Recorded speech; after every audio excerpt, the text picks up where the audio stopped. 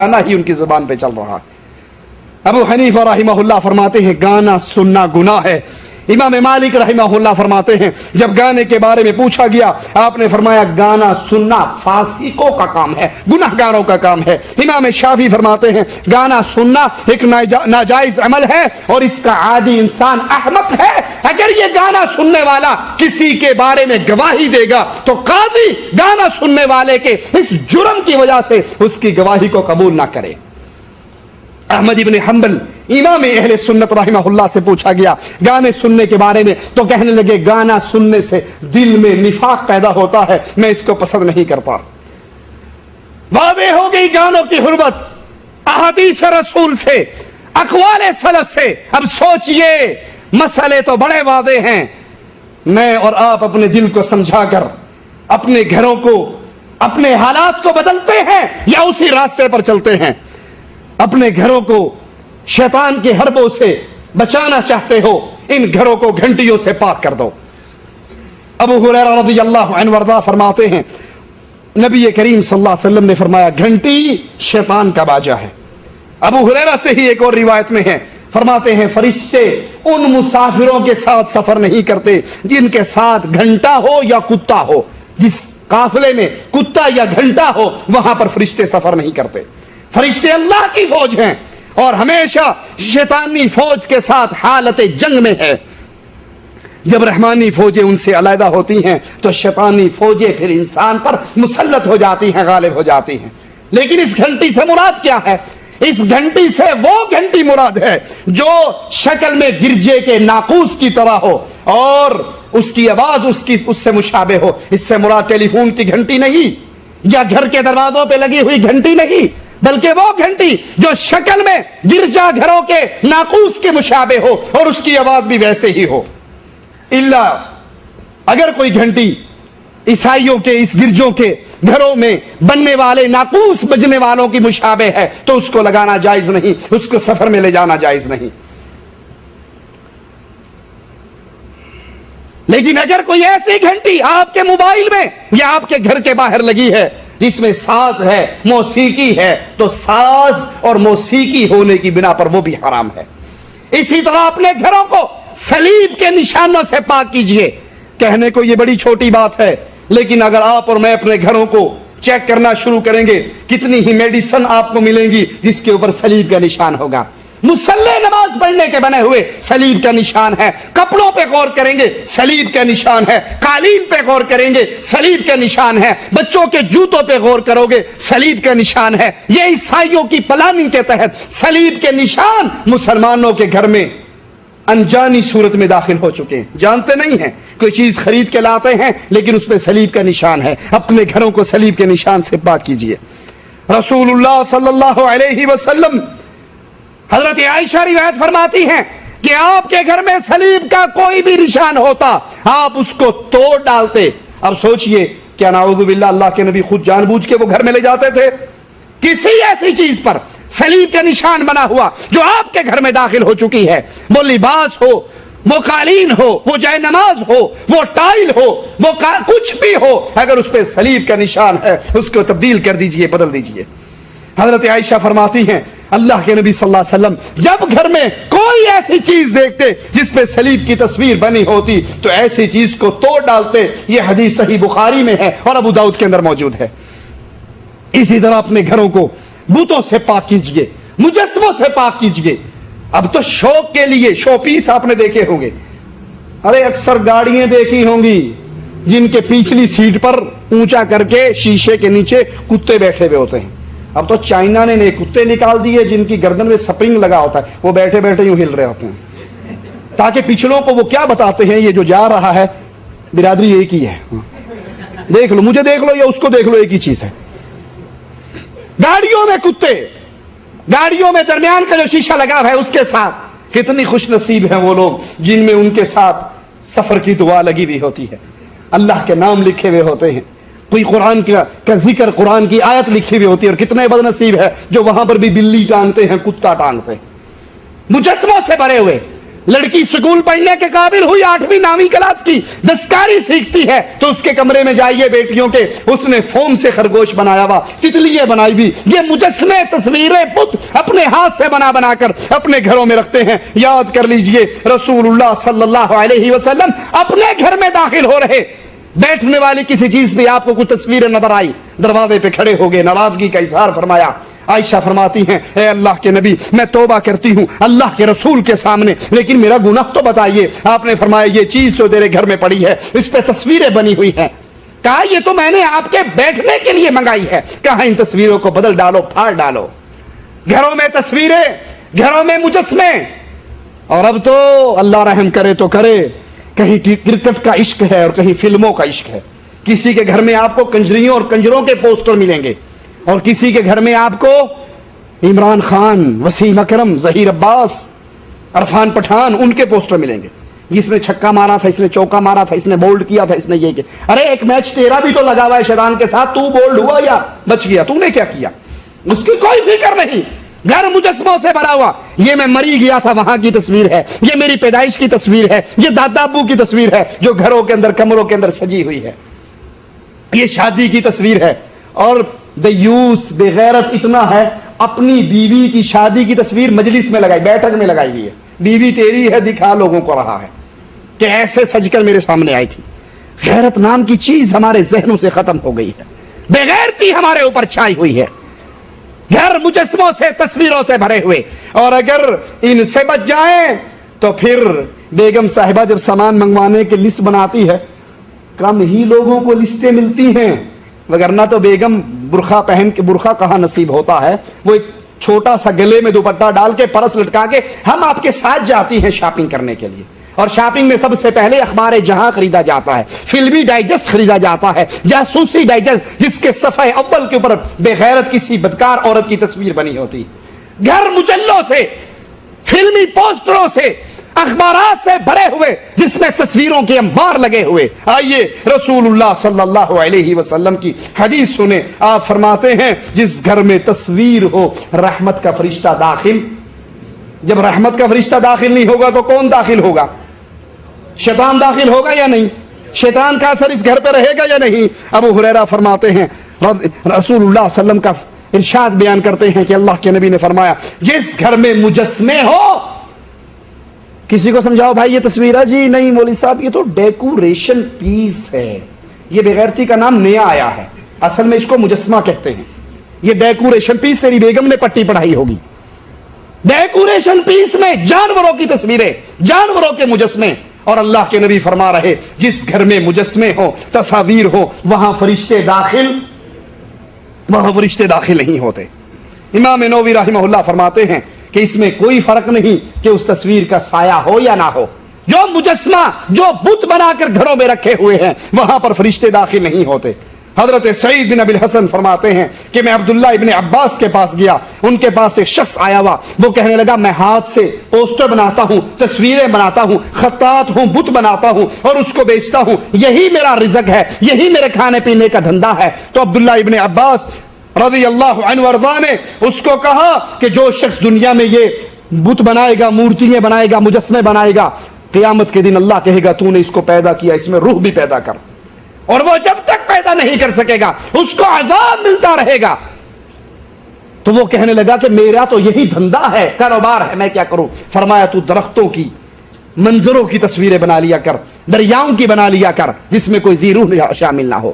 اپنے گھروں کو ان تصویروں سے پاک کیجئے، جب یہ تصویروں سے پاک ہوگا تو شیطان کے حملوں سے بھی بچ جائے گا۔ گھروں کو کتوں سے پاک کیجئے۔ رسول اللہ صلی اللہ علیہ وسلم بیان فرماتے ہیں جس گھر میں کتا ہو یا تصویر ہو وہاں پر رحمت کے فرشتے داخل، جس گھر میں کتا ہو وہاں رحمت کے فرشتے दाखिल नहीं होते। हजरत आयशा के फरमान को सुनिए, फरमाती हैं एक मौके पर जिब्राइल अलैहिस्सलातु वस्सलाम ने रसूलुल्लाह सल्लल्लाहु अलैहि वसल्लम से वादा फरमाया कि फला फकत आऊंगा। वो वक्त आया, अल्लाह के नबी इंतजार करते रहे, जिब्राइल नहीं आए। अल्लाह के नबी सल्लल्लाहु अलैहि वसल्लम के हाथ में एक लाठी थी, आपने उसको फेंका और कहा ना तो अल्लाह वादा खिलाफी करता है ना अल्लाह के फरिश्ते वादा खिलाफी करते हैं। जिब्राइल ने कहा था मैं आऊंगा, क्यों नहीं आया? अचानक आपकी नजर चारपाई के नीचे पड़ी, वहां पर एक कुत्ते का छोटा सा बच्चा बैठा हुआ था। कुत्ते का छोटा सा बच्चा बैठा था। पूछा आयशा ये कब घर में आया? कहा अल्लाह के नबी मुझे नहीं मालूम, उसको निकाल दिया गया घर से। फिर जिब्राइल आए, अल्लाह के नबी ने पूछा तुमने वादा किया था, तुम वादे पर नहीं पहुंचे। कहा है अल्लाह के प्यारे हबीब अलैहिस्सलातु वस्सलाम, आपके घर में कुत्ते का बच्चा था, जहां कुत्ते का बच्चा हो या कुत्ता हो वहां पर फरिश्ते रहमत के दाखिल नहीं होते। एक सवाल करूं, नाराज तो नहीं होंगे? जहां अल्लाह का कुत्ता हो, कुत्ता किसका पैदा करता है? जहां अल्लाह का कुत्ता हो वहां फरिश्ते नहीं होते। और 2.5 मन के मौलवी मस्जिद में बैठ कहते हैं मैं गौस पाक का कुत्ता हूं। अरे जहां अल्लाह के कुत्ते हो वहां फरिश्ते नहीं आते, तो 2.5 मन का गौस पाक का कुत्ता होगा, यहां फरिश्ता कैसे आएगा? अच्छे भले मौलवी, दाढ़ियों वाले, जुब्बे दस्तार वाले तकरीर करते हुए कहेंगे हम पंजतन पाक के कुत्ते हैं, वो कहेगा मैं हुसैन का कुत्ता हूं, वो कहेगा मैं गौस पाक का कुत्ता हूं, मैं सगे मदीना हूं। सगे मदीना सुना है ना, मदीने का कुत्ता। और उसमें एक रिवायत बड़ी मशहूर है, एक बेटा उम्रा करने के लिए जा रहा, बाप ने कहा बेटा मदीने में जाओ, तुम्हें सगे मदीना मिलेंगे, उनको कुछ ना कहना, ना मारना, ना तंग करना, ये औलिया अल्लाह हैं जो वहां पे घूमते रहते हैं। उसने कहा अच्छा, अब ये मदीने में बैठा बेचारा रोटी खाने के लिए कुत्ता आकर बार बार इसको तंग करे, ये भगाए वो फिर तंग करे, ये फिर भगाए वो फिर तंग करे। गुस्से में नहीं बर्दाश्त हुआ तो डंडा मारा उसके जोर से, कुत्ता भाग गया। ये वापस इंडिया जब पहुंचा तो बाबा ने कहा बेटा मैंने नहीं कहा था तुम्हें कि उन कुत्तों को तंग नहीं करना। वो जो सगे मदीना है, कासिम अली ननौतवी साहब भी अपने आप को सगे मदीनों में शुमार करने की दुआ करते हैं, ताहिरुल कादरी भी अपने आप को सगे मदीने में शुमार करने की दुआ करता है। कहा बाबा रोटी खा रहा था वो बाज ही नहीं आ रहा। बाबे ने अपनी कमर से कपड़ा उठाकर कहा देख वो जो डंडा मारा था ना अभी तक निशान है, ये बड़ा पहुंचा हुआ है, बगैर टिकट के फेरा मारा था। अल्लाह के नबी के घर में अल्लाह का कुत्ता फरिश्ता नहीं आया, और जहां गौस पाक का कुत्ता हो वहां फरिश्ता आ जाएगा। इंसान को अल्लाह ने अशरफुल मखलूकात बनाया। इन मौलवियों को अल्लाह हिदायत दे जो अपनी निस्बत इंसानियत से तोड़कर जानवरों और कुत्तों की तरफ करते हैं। अपने घरों को कुत्तों से पाक करो। कई घरों को आपने देखा होगा जहां बड़े बड़े पीरों की तस्वीरों के पोस्टर लगे हुए और उसके नीचे लिखा हुआ सगे मदीना, ये मदीने का कुत्ता, ये बगदाद का कुत्ता, ये कूफे का कुत्ता, ये बरेली का कुत्ता। अरे भाई कुत्ता कुत्ता है, कुत्ता कुत्ता है, मदीने का कुत्ता, सगे मदीना। मोहम्मद अलैहिस्सलाम की चरपाई के नीचे बैठा जिब्रील घर में, जब तक इस मदीने के कुत्ते को घर से नहीं निकाला गया फरिश्ते ने कदम। अल्लाह के नबी सल्लल्लाहु अलैहि वसल्लम फरमा रहे हैं, सही बुखारी और सही मुस्लिम के अंदर ये रिवायत मौजूद है। अल्लाह के नबी सल्लल्लाहु अलैहि वसल्लम फरमाते हैं कि जब तक जिब्राइल कहता है जब तक इस कुत्ते को नहीं निकाला गया हम दाखिल नहीं हुए। कुत्ता निकला तो फरिश्ते दाखिल हुए।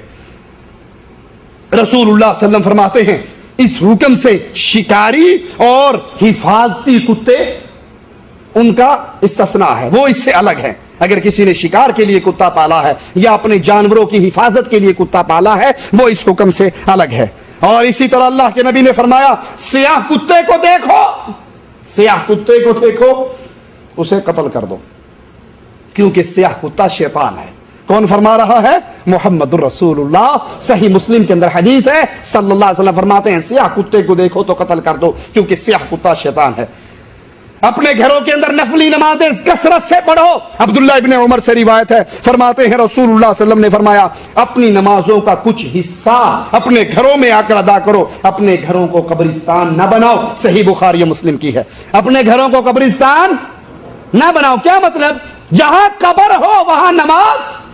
कितनी मस्जिदें हैं इंडिया पाकिस्तान बांग्लादेश की मस्जिदों के अंदर पीर बाबा की कब्र है, एक नहीं कई कब्रें हैं, 4 कब्रें हैं निजामुद्दीन के अंदर, मस्जिदों के अंदर कब्रें बनाई हुई हैं और वहां मस्जिदों में नमाजें हो रही। अल्लाह के नबी फरमाते हैं अपने घरों को कब्रिस्तान ना बनाओ। क्यों? जहां कब्र होती है वहां नमाज नहीं होती। फर्ज मस्जिद में पढ़ो और आकर नफल नमाज اپنے گھر میں اکثر آپ لوگ سوال کرتے ہیں جی مولوی صاحب ہم مسجد میں دیکھتے ہیں سعودی فرض پڑھتے ہیں بھاگ جاتے ہیں, یہ نفل نہیں پڑھتے. ارے نفل گھر میں پڑھنے کا حکم ہے, مسجد میں فرض نماز ہے اور گھر میں نفل پڑھنا مسجد میں پڑھنے سے زیادہ ثواب ہے. امام نووی فرماتے ہیں گھر میں نفلی نماز پڑھنے کی ترغیب اس لیے دی جا رہی کہ گھر میں جب انسان نماز پڑھے گا ریاکاری سے بچے گا, اس کے اعمال برباد نہیں ہوں گے, اس کے دل میں کسی کا دکھلاوا پیدا نہیں ہوگا. ایک اور حدیث میں اللہ کے نبی فرماتے ہیں اے لوگوں اپنے گھروں میں نفل نماز پڑھو کیونکہ فرض کے علاوہ آدمی کی افضل نماز وہ ہے جو اپنے گھر کے اندر ادا کرتا ہے. ابو موسیٰ اشعری فرماتے ہیں جس گھر میں اللہ کا ذکر ہوتا ہے اور جس گھر میں اللہ کا ذکر نہیں ہوتا اس کی مثال زندہ اور مردہ کی مثال ہے. گھر میں نماز ہے, قرآن ہے, اللہ کا ذکر ہے, دین کی باتیں ہیں, قرآن کی تلاوت ہے, یہ زندہ ہے. اور جس گھر میں گانے ہیں, فلمیں ہیں, ڈش انٹینا ہے, یہ مردہ گھر ہے. اپنے گھر والوں سے اچھے تعلقات رکھو. اللہ کے نبی فرماتے ہیں شیطان اپنا عرش پانی پہ لگاتا ہے, اپنے سارے چیلوں کو اکٹھا کرتا ہے, چیلے آ کر اس کو سارے دن کی رپورٹ دیتے ہیں. ایک کہتا ہے میں نے زنا کروایا, میں نے چوری کروائی, ڈاکہ ڈلوایا, یہ کیا وہ کیا. ایک شتونگڑا آ کر کہتا ہے میں میاں بیوی کے درمیان فساد کا بیج بوتا رہا یہاں تک کہ جب تک دونوں میں لڑائی نہیں ہوئی, طلاق تک نوبت نہیں آئی, اس وقت تک میں پیچھے نہیں ہوا اور طلاق دلوا کر پیچھے ہٹا. شیطان اتنے عرش سے اترتا ہے, اس کو سینے سے لگاتا ہے, کہتا ہے اصل جانشین میرا تو ہے. اپنے گھر والوں سے پیار و محبت کے تعلقات کرو. اگر گھر کے اندر فساد ہو تو یاد کرو یہ شیطان کے اثرات ہیں جس سے انسان کے گھروں کو برباد کر دیا جاتا ہے. اسی طرح اپنے اہل خانہ کی حفاظت کے لیے وہ دعائیں خود بھی یاد کرو اور اپنے گھر والوں کو بھی یاد کرو. عبداللہ ابن عمر بن عاص سے روایت ہے اللہ کے نبی نے فرمایا جب تم میں سے کوئی کسی عورت سے شادی کرے یا غلام خریدے تو یہ دعا پڑھے اللہم انی اسألک خیرہا وخیر ما جبلتہا علی واعوذ بک من شرہا وشر ما جبلتہا علی. اے اللہ میں تجھ سے اس کی بھلائی کا سوال کرتا ہوں اور اس چیز کی بھلائی چاہتا ہوں جس پر تو نے اس کو پیدا کیا, اور میں اس کے شر سے تیری حفاظت میں آتا ہوں اور اس چیز سے جس پر تو نے اس کو پیدا کیا. یہ دعا انسان کرے. اسی طرح حدیث میں آتا ہے اپنی بیوی کی پیشانی کو پکڑ کر یا خادم کے بارے میں برکت کی دعا کرے, جانور خریدے تو اس کے بارے میں برکت کی دعا کرے. اور دلہا کو چاہیے جب وہ شادی کرے تو پہلی رات اپنی بیوی کے ساتھ آ کر 2 رکعت نماز پڑھے, نماز پڑھ کے اپنی اس زندگی کا ابتدا کرے. عبداللہ ابن مسعود فرماتے ہیں جب تمہاری بیوی تمہارے پاس آئے تو تم مجھ سے کہو کہ تمہارے پیچھے وہ 2 رکعت نماز پڑھے اور پھر اللہ سے دعا کرو اللہم بارک لی فی اہلی وبارک لہم فیا اللہم اجمع بیننا ما جمعت بخیر. یہ دعا پڑھے. جب بیوی گھر میں آئے تو کیا دعا پڑھو, یہ عبداللہ ابن مسعود جو سکھا رہے ہیں. اور ماشاءاللہ جب شادی ہوتی ہے, بیگم آ رہی ہوتی ہے تو اس وقت ہمارے کمروں کا کیا حال ہوتا ہے, بڑا سارا ڈیک لا کر اس پہ خاص وہ والا گانا چلا کر اور فل آواز میں کھول کے بیگم کا استقبال ہوتا ہے. اب جب یہ آئے گی اور گانوں کی دھنوں پہ کمرے میں داخل ہوگی, شیطان کی پوری ٹولی اس کے ساتھ آئے گی, دوسرے دن ہی لڑائی شروع ہو جائے گی. جب بیوی گھر میں آئے تو اللہ سے دعائیں مانگو, اس کو 2 رکعت نماز پڑھاؤ, نماز سے اپنی زندگی کا آغاز کرو. گانوں سے, فلموں سے, کہتے ہیں جی نہیں, اس طرح گانوں اور فلموں سے موقع کے مطابق گانے گائے جائیں تو پھر اس سے مولوی صاحب یہ ہوتا ہے کہ محبت بڑھتی ہے. محبت اللہ کے بتائے ہوئے طریقوں سے بڑھتی ہے, شیطان کے دیے ہوئے طریقوں سے محبت پہ کینچی چلتی ہے. اسی طرح اپنی اولاد کی حفاظت کرو. جب اپنی بیوی سے ہم بستری کرو اپنی بیوی کے قریب جاؤ. جس طرح بسم اللہ پڑھنے سے شیطان آپ کے گھر میں داخل نہیں ہوا, شیطان نے آپ کا کھانا نہیں کھایا. اسی طرح حدیث میں آتا ہے اللہ کے نبی صلی اللہ علیہ وسلم فرماتے ہیں اگر تم میں سے کوئی اپنی بیوی سے جمع کرتے ہوئے یہ دعا پڑھ لے بسم اللہ اللہم جنبنا الشیطان وجنبنا الشیطان ما رزقتنا, اے اللہ تو مجھے اور جو اولاد مجھے عطا فرمائے, ہم میاں بیوی کو اور ہم میں سے پیدا ہونے والی اولاد کو شیطان سے محفوظ رکھنا. جب انسان یہ دعا پڑھتا ہے تو شیطان پھر اس ہم بستری میں اپنا حصہ نہیں ڈال سکتا. کھانے پہ بسم اللہ پڑھی, کھانے سے بھاگ گیا. گھر میں داخل ہونے پہ بسم اللہ پڑھی, بھاگ گیا. اپنی بیوی سے ہم بستری کر رہے ہو, اب دعا پڑھی, آپ کی ہونے والی نسل اور اولاد, بیٹا اور بیٹی شیطان کے فتنوں سے محفوظ ہو گئی. لیکن جب اس کام کرنے سے پہلے کوئی فلم لگائی جائے, ڈرامے لگائے جائیں, گانے لگائے جائیں, بدماشی کے آلات چلائے جائیں تو پھر پیدا ہونے والا ہائی جمالو ہی پیدا ہوگا. پھر وہ سلطان رائی پیدا ہوگا، وہ محمد ابن قاسم پیدا نہیں ہو سکتا، کیونکہ جس طریقے سے یہ آپ واردات کر رہے ہو، کام کر رہے ہو، اس میں محمدی طریقہ نہیں ہے، شیطان کا طریقہ ہے۔ اسی طرح اپنے بچوں پہ دم کرو، اپنے بچوں پہ دم کرو۔ محمد کریم صلی اللہ علیہ وسلم حضرت حسن اور حضرت حسین پہ دم کیا کرتے تھے، ان کو جمع کرو شام کے وقت اور ان پر یہ دعا پڑھو، اعوذکم بکلمات اللہ التامہ من کل شیطان وہامہ ومن کل عین لامہ، کہ میں تمہیں اللہ کے کلمات تامہ کے ساتھ ہر شیطان، زہریلے کیڑے اور ہر نظر بد سے میں اللہ کی پناہ میں چاہتا ہوں۔ اپنی اولاد پہ دم کرو، ان کے لیے دعائیں کرو، گھر میں داخل ہوتے وقت دعائیں کرو۔ یہ وہ طریقے ہیں جن پہ عمل کرنے کے بعد ہمارے گھر انشاءاللہ شیاطین سے، جنات سے، جادو ٹونے سے اور تمام فتنوں سے بچ جائیں گے، محفوظ ہو جائیں گے، اگر ہم محمدی طریقے پہ چلتے ہوئے اس پہ عمل کریں گے۔ اقول قولی ھذا واستغفر اللہ لی ولکم ولسائر المسلمین فاستغفروہ انہ هو الغفور الرحیم۔